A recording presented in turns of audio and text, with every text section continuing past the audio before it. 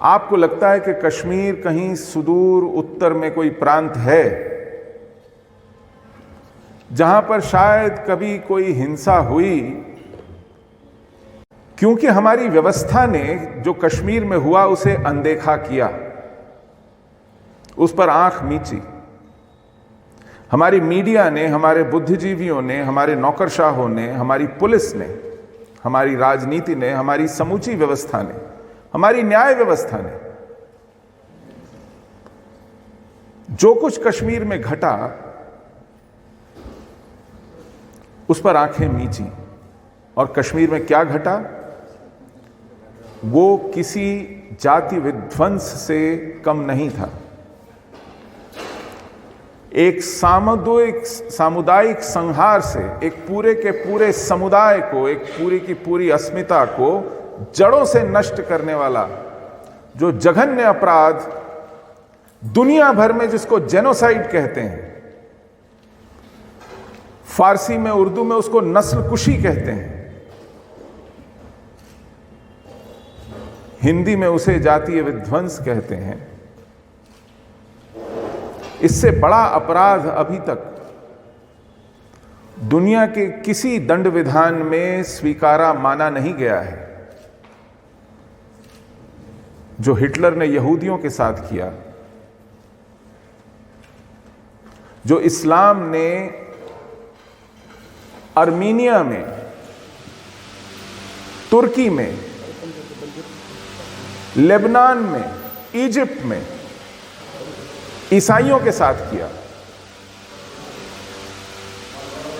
जो यूरोपियंस ने जब अमेरिका खोजा तो वहां के मूल निवासियों के साथ किया, ऐसा जघन्य अपराध जो समूची जाति को, समूचे समुदाय को समूल नाश के लिए,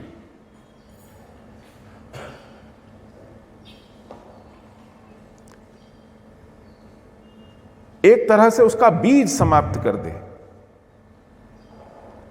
ऐसा अपराध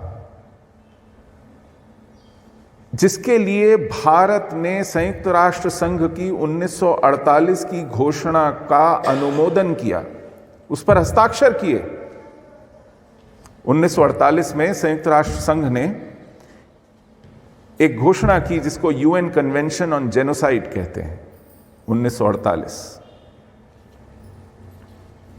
भारत उन राष्ट्रों में से है जिसने उस प्रस्ताव की, उस घोषणा की, वैश्विक घोषणा की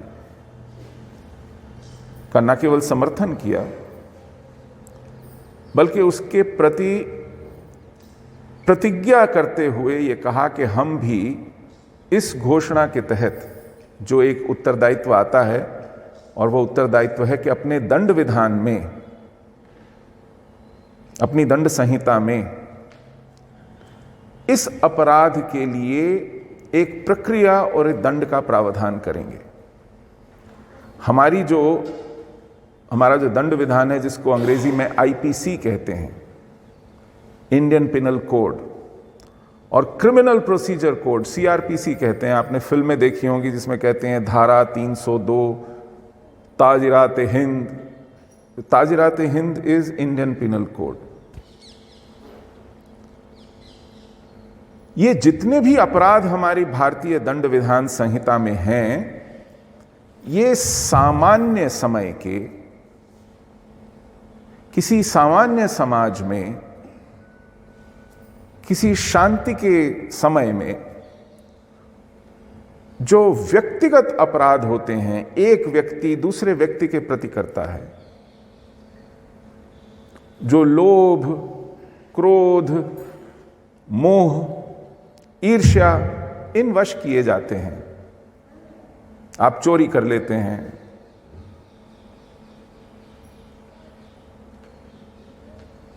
आप आगजनी करते हैं, आप हाथापाई करते हैं, आप फौजदारी करते हैं, आप चोरी कर लेते हैं, लूट लेते हैं, तो उन अपराधों के लिए प्रावधान है। ये एक सभ्य समाज के सामान्य अपराध माने जाते हैं।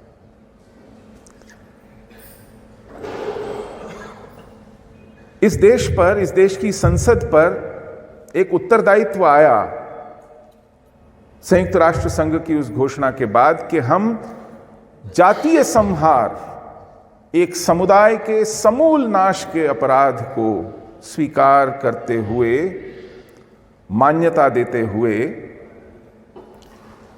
उसके लिए किस तरह की अदालतें होनी चाहिए, उसके लिए साक्ष्य के क्या मानदंड होने चाहिए, उसकी कैसी प्रक्रिया चलनी चाहिए, इसके लिए एक प्रोसीजर कोड बनाएंगे और किस तरह का दंड दिया जाना चाहिए, इस अपराध के लिए कैसी सजा होनी चाहिए, इसके लिए एक पिनल कोड बनाएंगे।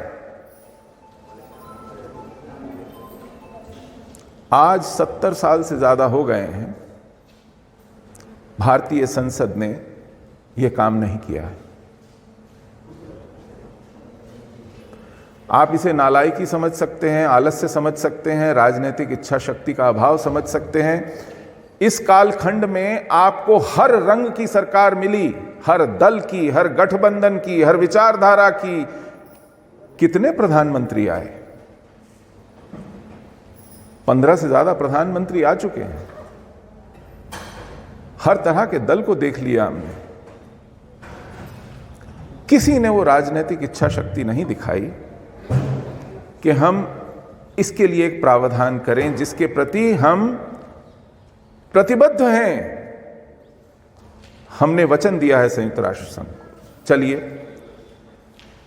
इसको आप जो कुछ भी कहें, लेकिन जब ऐसा ही एक अपराध स्वतंत्र भारत में किया जाए, घट जाए,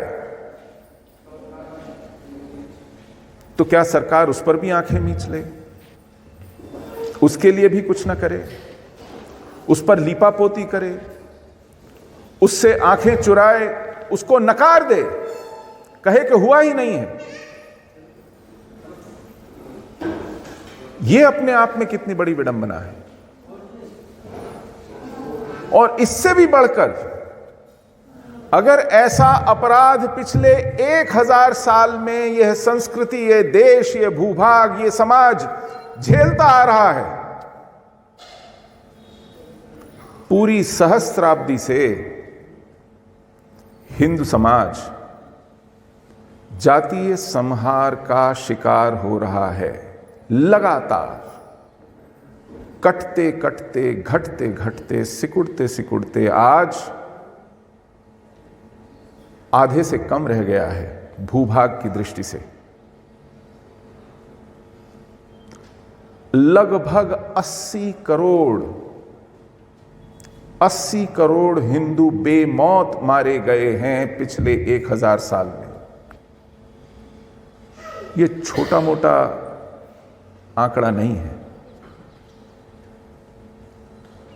हम पर लगातार आक्रमण होते रहे हैं, हमारे लगातार पूजा स्थल, आस्था स्थल, तीर्थ स्थल खंडित होते रहे हैं, अपमानित होते रहे हैं। इस देश के समाज को प्रताड़ित ही नहीं किया जाता रहा। हमारी महिलाओं को हजारों की संख्या में हमलावर ले जाते थे मंडियों में बेचने के लिए मध्य एशिया की।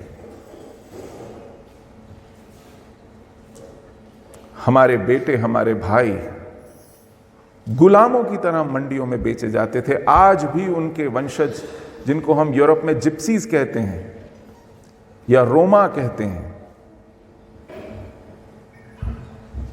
उनमें आज हमारी शक्ल सूरत दिखाई पड़ती है, आस्था के चिन्ह दिखाई पड़ते हैं। सूर्य के उपासक हैं, शिव के उपासक हैं। उनकी भाषा में, उनकी भंगिमा में, उनके आचार व्यवहार में, उनकी जीवन शैली में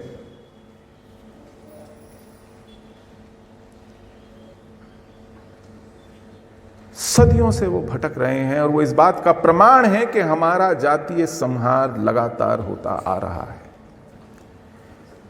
तो ऐसे में ये कितनी बड़ी त्रासदी है कि हम स्वयं इसे स्वीकार नहीं करते। आज से 70 वर्ष पहले, 75 वर्ष पहले, हम तो अमृत महोत्सव मना रहे हैं ना आजादी का। 75 वर्ष पहले हम लोग दिल पर यह पत्थर रख के कह सकते थे कि हम गुलाम थे, हमारी अपनी कोई स्वतंत्र सत्ता नहीं थी, हमारे चुने हुए प्रतिनिधि हमारा नेतृत्व नहीं करते थे, जो सरकारें हमारे भाग्य का फैसला करती थीं वो हमारा सुनती नहीं थीं, उनका हमारे प्रति कोई सरोकार नहीं था, कोई जिम्मेदारी नहीं थी, वो हमारे हित के लिए नहीं थी। या उससे भी पहले जब वो भारत में सफल हो गई अपनी सत्ता स्थापित करने के लिए, तो हम अपने दुर्भाग्य को कोस सकते थे कि ये भारत देश छोटे छोटे राज्यों में खंडित था।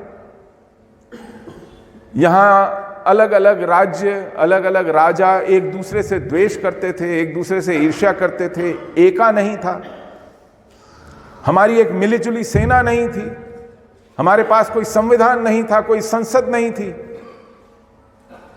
हम स्वयं को ये कह करके अपने भाग्य को कोस सकते हैं,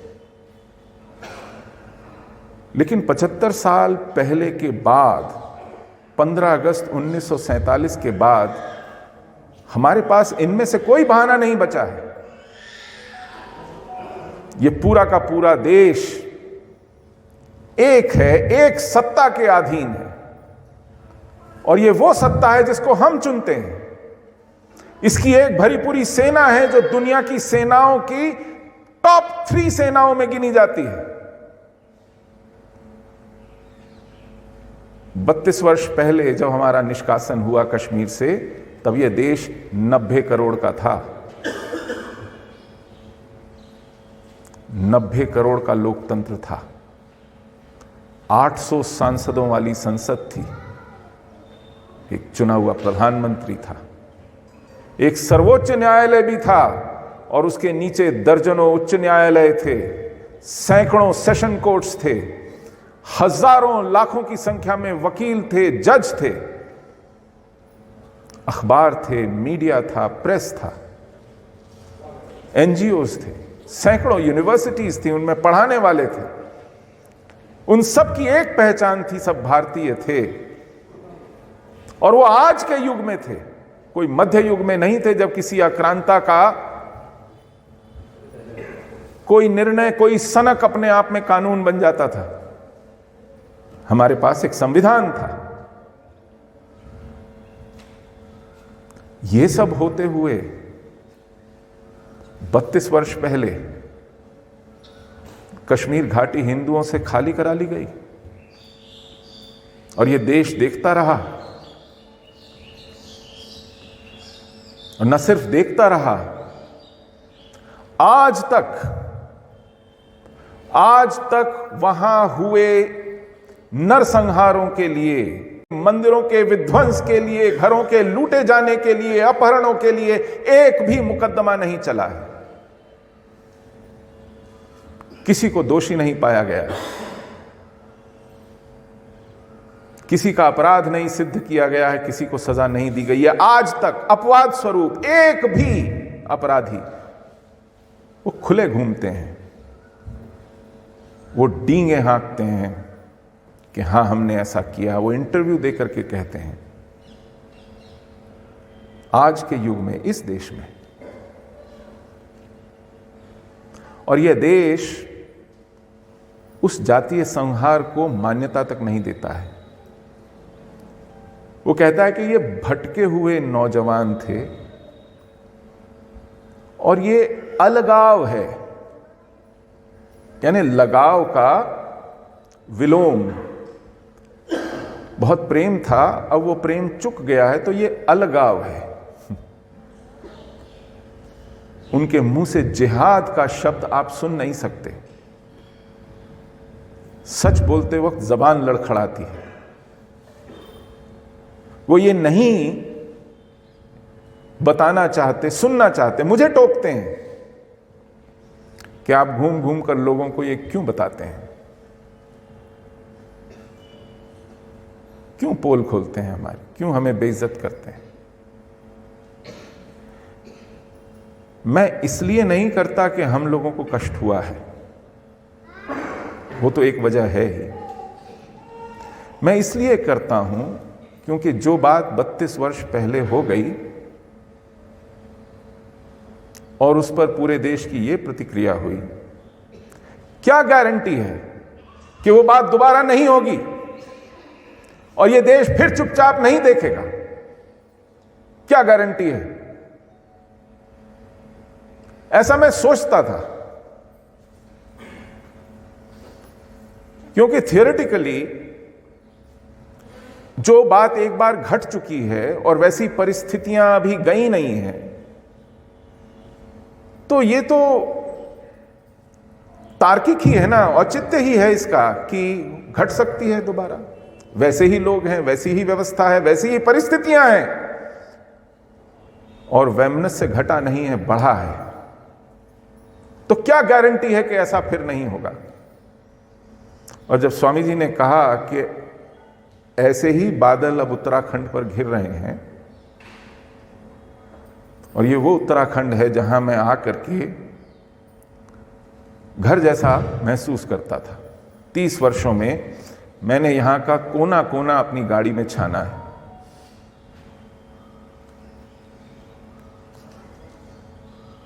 अब अगर मैं यहां आने से भी वंचित रह जाऊंगा तो फिर कहां जाऊंगा, और आप लोग कहां जाएंगे? मैं कश्मीर से बिछड़ा छिटका तो यहां आया, आप कौन सा पहाड़ ढूंढेंगे? आप कहां अपना घर ढूंढेंगे? और ये कितनी बड़ी त्रासदी है कि हमारा उदाहरण होते हुए भी हमारे अनुभव से आप सीख न लें।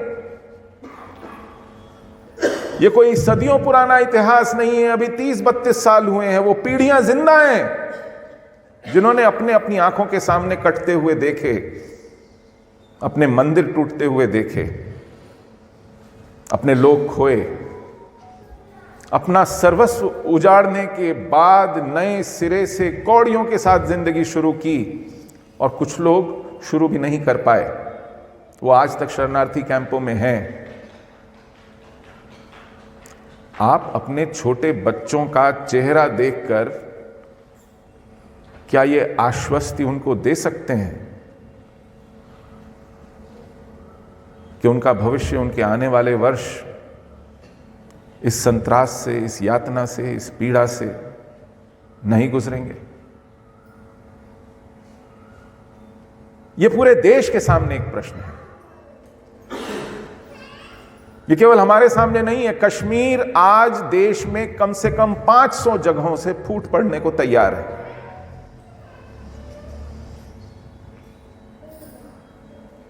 ऐसे क्लस्टर्स बन गए हैं, ऐसे छोटे छोटे समूह बन गए हैं जहां पुलिस जाने से कतराती है। सामान्य नागरिक की बात छोड़ दीजिए।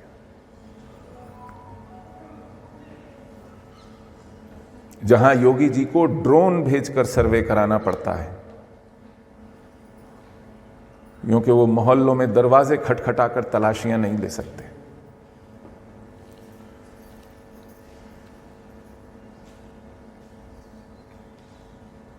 ऐसे में क्या किया जाए? मैं कम से कम इस निष्कर्ष पर पहुंचा हूं कि हम सरकारों का मुंह देखते नहीं रह सकते। ये गलती हमने की थी। मैं अपने बड़े बूढ़ों से पूछता हूं कि हमारी ये हालत क्यों हुई, तो हमें जवाब मिलता है कि हमें लगता था कि अब ये देश इतना बड़ा है, इतना संगठित है कि मजाल है किसी आतताई की कि हम पर टेढ़ी आंख करके देख सके। ये देश टूट पड़ेगा उस पर, छोड़ेगा नहीं उसको। हम भ्रम पाले बैठे थे कि जब तक हमारे सचिवालय पर तिरंगा लहरा रहा है, बादामी बाग छावनी में हमारी सेना है। आप उस सेना का हिस्सा रहे हैं सुरेंद्र जी, मुझे मालूम नहीं आपने कश्मीर में सेवाएं दी हैं कि नहीं। बादामी बाग कैंट जानते हैं आप। हमें लगता था कि यह देश होने नहीं देगा ऐसा, वो भ्रम टूट गया 19 जनवरी 1990 को, जब हम जैसे थे, जो पहना हुआ था, जो जेब में था, जो हाथ में था, बस वो लेकर के निकलने को बाध्य हुए और ऐसा भी नहीं जतला पाते थे कि हम जा रहे हैं। हम इस बहाने से टहलते हुए निकलते थे कि बाजार की ओर जा रहे हैं, बस कुछ देर में लौट आएंगे। मुड़ करके घर को ठीक से देख भी नहीं पाते थे। और फिर जम्मू पहुंचकर किसी धर्मशाला की, किसी मंदिर की खोज में सर छुपाने की जगह ढूंढते थे। ईश्वर न करे कि इस देश में किसी को फिर से ऐसा देखना पड़े। आज उत्तराखंड पर लगभग वैसा ही संकट मंडरा रहा है। मैंने स्वामी जी से यहां सुबह आते वक्त कहा था कि मैंने एक वीडियो देखा था जिसमें हरिद्वार में ईद के बाद निकला हुआ एक समूह था। सड़क नहीं दिखाई पड़ती थी, सिर ही सिर थे। मैंने कहा कि यहां जनसंख्या का अनुपात क्या है? जहां जनसंख्या का अनुपात बिगड़ा, वहां समझिए स्थितियां फिर काबू नहीं आती। कश्मीर में हमारी जनसंख्या का अनुपात बिगड़ा। इस देश ने अपनी नीति में, मैं आपको ये एक मोटी बात बताऊं और ये पाखंड की पराकाष्ठा है। मेरी सुरक्षा नीतियों में एक दिलचस्पी रहती है, रुचि रहती है, मैं उन्हें पढ़ता हूं। हर देश का अपनी सुरक्षा को लेकर के एक सैद्धांतिक मत होता है, एक आकलन होता है कि उस देश को खतरा कहां से है, उस देश के शत्रु कौन है, उस देश की कमजोर कड़ियां कहां हैं। ऐसा हर देश आकलन करता है और उसको ध्यान में रखकर अपनी सुरक्षा नीति बनाता है। सुरक्षा पर चर्चाएं होती हैं। रक्षा का एक सिद्धांत, जिसको आप सिक्योरिटी डॉक्ट्रिन कहते हैं अंग्रेजी में, वो गढ़ा जाता है। उस पर निरंतर विमर्श चलता है, क्योंकि हम एक जीवंत विश्व में रह रहे हैं जहां समय, परिस्थितियां सब बदलती हैं। नई नई चुनौतियां आती हैं। इसलिए ये एक जीवंत सैद्धांतिक विषय है जिस पर लगातार, निरंतर, सतत प्रक्रिया से आकलन, विचार, विमर्श होता रहता है। इस पर मैंने बहुत से पेपर्स पढ़े, अन्य देशों के अनुभव देखे हैं, लेकिन मैं हतप्रभ हूं। हम सीमाओं का अपना आकलन देखते हैं। हम ये देखते हैं कि हमारे पश्चिम में जो शत्रु है या उत्तर में जो शत्रु है, उसकी सेना कितनी बड़ी है, उसके पास विमान कितने हैं, टैंक कितने हैं, उसके पास टेक्नोलॉजी कौन सी है, उसका बजट कितना है। हम सीमाओं का आकलन करते हैं कि उसके घुसने की कहां पे सबसे ज्यादा गुंजाइश है, हम कहां पर कमजोर हैं। लेकिन हमने कभी भी डेमोग्राफी को, जनसांख्यिकी को, जनसंख्या के अनुपात को अपने सुरक्षा के विभिन्न कारकों में, फैक्टर्स में एक फैक्टर माना तक नहीं है। किस क्षेत्र में हमारा जनसंख्या का अनुपात कैसा है और उस अनुपात के कारण हमारी सुरक्षा की व्यवस्था, आकलन कैसा होना चाहिए, इस पर आज तक कोई विचार नहीं हुआ, इस पर कोई पेपर नहीं लिखा गया, इस पर कोई नीति नहीं बनी है। इसका नाम लेते हुए लोगों को शर्म आती है, क्योंकि लोग कहते हैं कि कहीं हमको सांप्रदायिक ना करार दे दिया जाए। हम पर सांप्रदायिकता का आरोप न लग जाए। यह पाखंड है। सेक्युलरिज्म खतरे में पड़ जाएगा।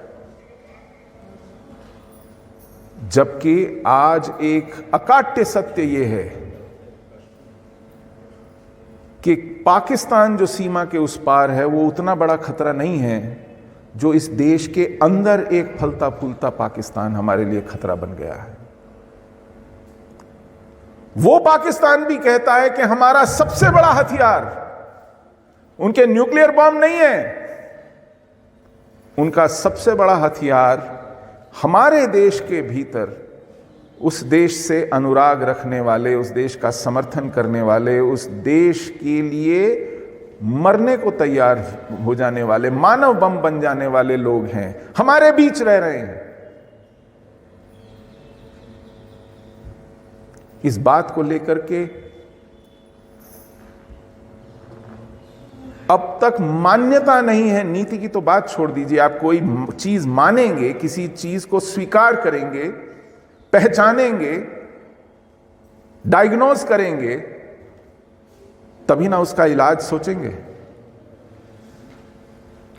यह पाखंड की पराकाष्ठा है। तो जब मैं कहता हूं कि कश्मीर से हिंदू निष्कासन का एकमात्र कारण हमारा वहां जनसंख्या के अनुपात का बिगड़ना था, और आज भी यदि उस समस्या का और छोर पाने में देश की सरकार, देश का नेतृत्व विफल है, तो वो इस कारण कि वो वहां के जनसंख्या के अनुपात को ठीक ही नहीं करना चाह रहा है। उसके प्रति आज तक कोई नीति नहीं है, कोई प्रपोजल नहीं है, कोई निर्णय नहीं है। केवल पत्तियां और टहनियां छांटी जाती हैं यदा कदा, थोड़ी बहुत जवाबी कार्रवाई होती है, क्योंकि दिल जीतना है, सबका विश्वास, विकास। इस देश पर जब आतताई आए, इस देश से ज्यादा विकसित देश दुनिया में नहीं था कोई। अंग्रेज यहां तीर्थाटन करने या टूरिज्म करने नहीं आए थे। इस देश में माल था, संपन्नता थी, इसलिए वो पानी के जहाजों पर महीनों जान का जोखिम उठा करके आए थे इस देश में। इस देश से ज्यादा विकसित दुनिया में कोई देश नहीं था। जीडीपी हम करते हैं, पूरी दुनिया का 28% जीडीपी इस देश भारत में था। और उससे पहले जो इस्लामी आक्रांता आए, अरब के रेगिस्तानों से आए, उज्बेकिस्तान और तुर्कमेनिस्तान से आए, वो लोग भी भारत कोई हवा पानी बदलने नहीं आए थे, हमें लूटने आए थे, हमारी संपन्नता को हमसे छीनने आए थे। यदि आपका जीडीपी में योगदान, दुनिया की जीडीपी में योगदान 28% था, जो आज 3% भी नहीं है, हम 3% योगदान में अपने आप को दुनिया की तीसरी सबसे बड़ी अर्थव्यवस्था मानते हैं। आपने मोदी जी के मुंह से सुना होगा, 3% योगदान में तीसरी सबसे बड़ी अर्थव्यवस्था मानते हैं हम। आप सोचिए 28% योगदान में भारत कहां था उस वक्त दुनिया में। विकास की कमी नहीं थी, कमी थी तो सुरक्षा के अभाव की, शत्रुबोध की, संकट बोध की कमी थी। हमें मालूम नहीं था कि जो हम पर चढ़ाई करने दौड़े हैं, जो हम पर आक्रमण करने दौड़े हैं, वो हमसे किस तरह की शत्रुता पाले हैं, उनकी क्षमता क्या है, उनकी आस्था किस में है, वो सभ्यता के, मानवता के किन मूल्यों में विश्वास रखते हैं, उनमें सभ्यता है भी कि नहीं है। हम इससे अनभिज्ञ थे। हमारा सामना किससे है, हम इस बात से अनभिज्ञ थे, जानकारी नहीं थी। आज हम फिर उसी विकास की अंधी दौड़ में हैं और उसी शत्रुबोध से, उसी संकट बोध से, उसी जनसंख्या के असंतुलन से और उससे पैदा हुई चुनौतियों से अनभिज्ञ रहना चाहते हैं। ऐसा नहीं है कि अगर मुझे समझ में आता है, आपको दिखता है, तो उनको दिखता नहीं होगा। लेकिन पाखंड की पराकाष्ठा है। वो कहते हैं कश्मीर में जिन हाथों में पत्थर है ना, उन हाथों में एक हाथ में कुरान देंगे और एक हाथ में लैपटॉप देंगे। आप सोचिए, जिस हाथ में पत्थर है और दिमाग में कुरान है, उस हाथ में जब लैपटॉप आ जाएगा, वो पत्थर से ज्यादा कितना खतरनाक हो जाएगा। आपको सबसे पहले देखना है कि दिमाग में क्या है, हाथ में नहीं। और ऐसी फैक्ट्रियां चल रही हैं इस देश में जिनको मदरसे कहते हैं, जहां दिमागों में जहर भरने का फॉर्मूला तैयार है। उस जहर के इंजेक्शन लग रहे हैं बहुत छोटी बचपन की उम्र से। इस देश के प्रति घृणा सिखाई जाती है, यहां के बड़े समाज के प्रति जहर भरा जाता है। उन मदरसों में हम लैपटॉप दे रहे हैं, मौलवियों को तनख्वाहें दे रहे हैं, वहां पर फर्नीचर खरीद के दे रहे हैं, उनको अनुदान दे रहे हैं, और फिर जब उदयपुर में वो लोग किसी कन्हैया लाल का गला काटते हैं तो हम हैरान होते हैं कि ये जिहादी आ कहां से रहे हैं। ये है पाखंड की पराकाष्ठा। ये कोई आसमान से नहीं टपक रहे हैं। इनको जो सिखाया पढ़ाया जा रहा है वो आपके और मेरे कर के पैसे से भरा जा रहा है दिमागों में। यही हो रहा है, हमारे बीच हो रहा है।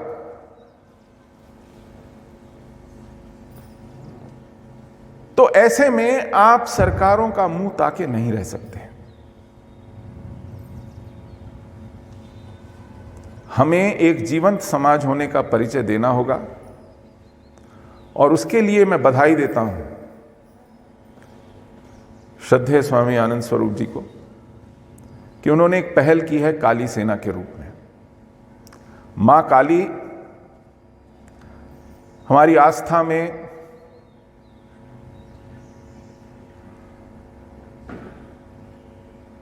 एक शक्तिपुंज है, प्रेरणा की देवी है, आतताइयों की संहारणी है, रौद्र रूपणी है, खप्पर वाली काली है, संहारक है।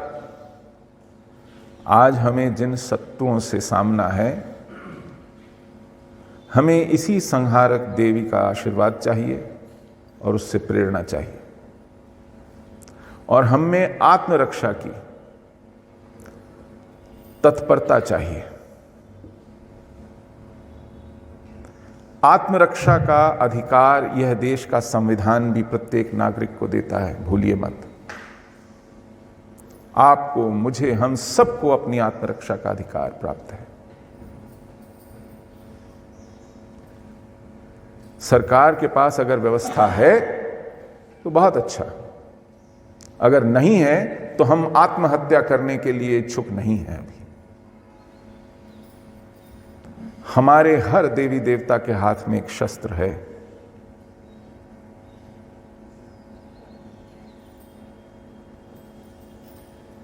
मुझे एक बार श्री कृष्ण का किसी ने चित्र दिया था, हाथ से कढ़ा हुआ, उनके हाथ में बांसुरी थी। मैंने कहा ये छवि बहुत अच्छी है, लेकिन मैंने किसी मंदिर में श्री कृष्ण को सुदर्शन चक्र पकड़े नहीं देखा, बहुत देर हो गई। सब जगह वो राधा जी के साथ बांसुरी पकड़े ही दिखाई पड़ते हैं। उनको मेरी बात समझ में आ गई। ऐसा कोई हमारा पूजनीय देवता नहीं है जिसके हाथ में शस्त्र नहीं है। यह प्रतीक है हमारी आस्था में बल को, शक्ति को कितना महत्व दिया गया है।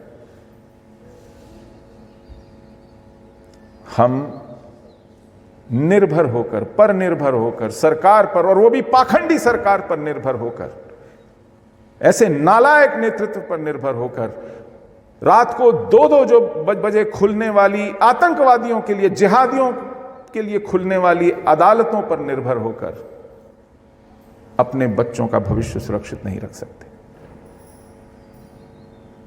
हमें संगठित होना होगा। हम जहां जहां हैं छोटी छोटी इकाइयों में संगठित होना होगा।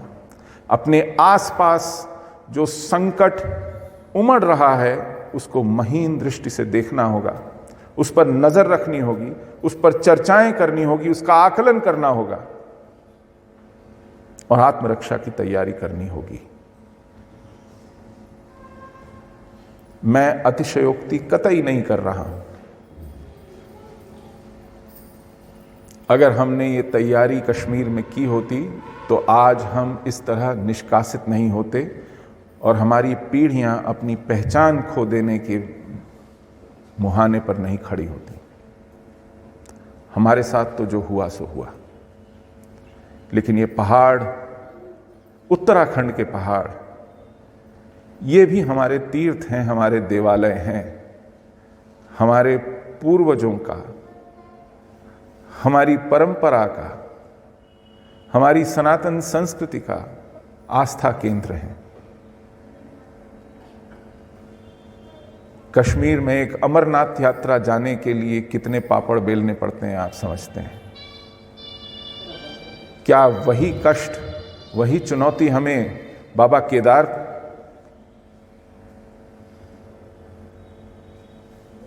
या बद्रीनाथ जाने के लिए उठानी पड़ेगी? ये सोचिए, ये पवित्र पहाड़, ये पवित्र तीर्थ, ये मां गंगा हमारे पूर्वजों द्वारा दिया गया एक विरसा है, एक थाती है जो हमारी अपनी नहीं है, मिल्कियत नहीं है। ये एक जिम्मेदारी है जो आपको अक्षुण्ण रखकर अपने बच्चों को सौंपनी है, जैसे आपको आपके पूर्वजों ने सौंपी। मैं अपनी पीढ़ी को जिम्मेदार मानता हूं कि मेरे पास अपने बच्चों को देने के लिए कश्मीर नहीं बचा है।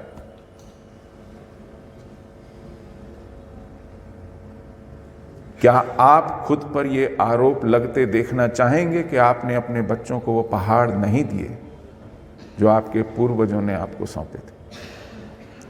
यह प्रश्न लेकर अगर आप आज घर जाएंगे तो मुझे आशा है, उम्मीद है कि आप किसी नतीजे पर, किसी निष्कर्ष पर पहुंचेंगे।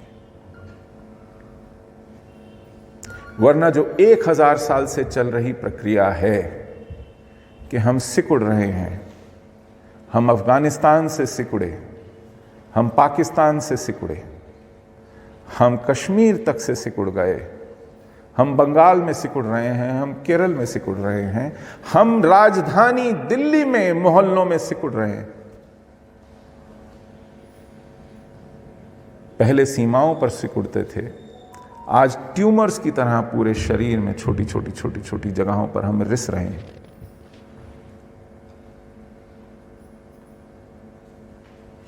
और हमें मुकाबला करना है, कमर कस के मुकाबला करना है।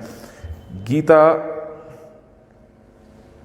से मुझे एक बहुत अच्छा, और ये कुछ ज्ञान उपदेश की बात नहीं है, मैं आपको अपने एक छोटे से अनुभव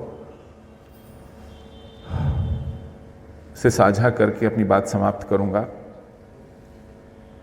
मैं इंग्लैंड गया 6 वर्ष पहले जब, तो मैं चाहता था, वहां पर सिंधियों का एक आंदोलन चलता है जिसको वर्ल्ड सिंधी कांग्रेस कहते हैं। सिंध अब केवल हमारे राष्ट्रगीत में, राष्ट्रगान में रह गया है। पंजाब, सिंध, गुजरात, मराठा, द्राविड़, उत्कल, बंगा, वो हमारे मानचित्र में नहीं है। 75 वर्ष पहले हमने उसे जाने दिया। वह सिंध, वहां से विस्थापित सिंधी हिंदू एक आंदोलन चला रहे हैं वर्ल्ड सिंधी कांग्रेस के नाम से, और उसमें एक सज्जन है लखू लुहाना, लंदन में रहते हैं, यूनिवर्सिटी में पढ़ाते हैं, और जब वो क्लास में नहीं होते, पढ़ा नहीं रहे होते तो वो सिंधियों को, बलोचियों को, पश्तूनों को, पंजाब के विस्थापित हिंदुओं और सिखों को इकट्ठा कर रहे होते हैं। जी जान से लगे हुए हैं। आज भी लगभग वो 65 वर्ष की आयु के हैं।